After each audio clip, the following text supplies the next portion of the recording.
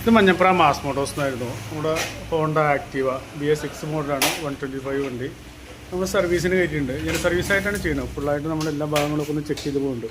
അതിനുവേണ്ടി നമ്മളതിൻ്റെ clutch, air filter, അതുപോലെ പ്ലഗ്, ബാക്കിൽ ബ്രേക്കൊക്കെ ഒന്ന് ചെക്ക് ചെയ്യാൻ വേണ്ടി അയച്ചിട്ടുണ്ട്. നമ്മൾ ബാക്കിൽ ബ്രേക്സ് നോക്കുമ്പോൾ കുഴപ്പമൊന്നുമില്ല, നമുക്കത് ക്ലീൻ ചെയ്തിട്ടാൽ മതി. നിലവിൽ വേറെ കംപ്ലയിൻറ്റോ കാര്യങ്ങളൊന്നുമില്ല. അതുപോലെ ക്ലച്ചും ഒന്ന് ചെക്ക് ചെയ്യാൻ വേണ്ടി അയച്ചാണ്. ക്ലച്ചിൻ്റെ ഭാഗത്ത് നിലവിൽ വേറെ കംപ്ലയിൻറ്റും കാണിക്കുന്നില്ല. അതിൻ്റെ വേരിയേറ്റ് ബോഡി, റോളർ വെയിറ്റ് ആയാലും നിലവിൽ വേറെ കുഴപ്പമൊന്നും കാണിക്കുന്നില്ല. ഓട്ടോ ക്ലച്ചിൻ്റെ യൂണിറ്റ് ആയാലും നിലവിൽ വേറെ കംപ്ലയിൻ്റൊന്നും കാണിക്കുന്നില്ല. ബെൽറ്റായാലും നല്ല ബെൽറ്റാണ്, വേറെ കുഴപ്പമൊന്നും കാണിക്കുന്നില്ല. നമുക്ക് അതിനെ യൂസ് ചെയ്യാൻ വേറെ കുഴപ്പമൊന്നുമില്ല. അതുപോലെ നമ്മളതിൻ്റെ എയർ ഫിൽറ്ററൊക്കെ ഒന്ന് ചെക്ക് ചെയ്യാൻ വേണ്ടി അയച്ചാണ്. എയർ ഫിൽറ്റർ ആയാലും നിലവിൽ വേറെ കംപ്ലയിൻ്റൊന്നും കാണിക്കുന്നില്ല. എയർ ഫിൽറ്റർ നമുക്കിത് ക്ലീൻ ചെയ്തിട്ടാൽ മതി. അതുപോലെ പ്ലഗ് നമ്മൾ ചെക്ക് ചെയ്യാൻ വേണ്ടി അയച്ചാണ്. പ്ലഗിനായാലും വേറെ കംപ്ലയിൻ്റൊന്നും കാണിക്കുന്നില്ല.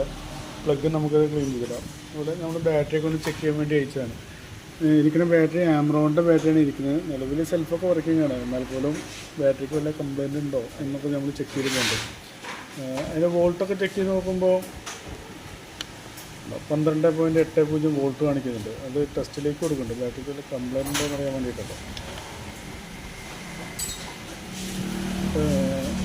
ബാറ്ററി ഓക്കെ ആയിട്ടാണ് കാണിക്കുന്നത്. നിലവിൽ ബാറ്ററിക്ക് വേറെ കംപ്ലയിൻ്റ് ഒന്നും കാണിക്കുന്നില്ല.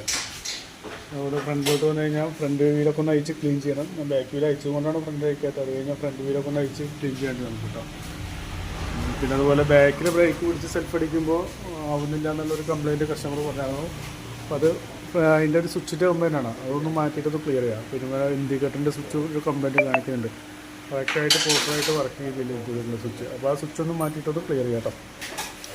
പിന്നെ എഞ്ചിൻ ഓയിൽ ചെക്കപ്പ് ചെയ്യാൻ പറഞ്ഞു. എഞ്ചിൻ ഓയിൽ ചെക്ക് ചെയ്തപ്പോൾ ലെവലൊക്കെ ഉണ്ട്. പക്ഷേ അത്യാവശ്യം മോശമായിട്ടാണ് എഞ്ചിൻ ഓയിൽ കാണുന്നത്.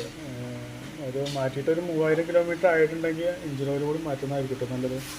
ഓക്കെ, അപ്പോൾ ഞാൻ നിലവിൽ വരുന്ന വർക്കിൻ്റെ ഒരു എസ്റ്റിമേറ്റ് കൂടി പറയാം. നോക്കിയിട്ടൊന്ന് റിപ്ലൈ ചെയ്താൽ മതി. പിന്നെ എഞ്ചിൻ ഓയിൽ മാറ്റണമെങ്കിൽ ഒന്ന് സെപ്പറേറ്റ് ഒന്ന് പറഞ്ഞാലും മതി കേട്ടോ. ഓക്കെ.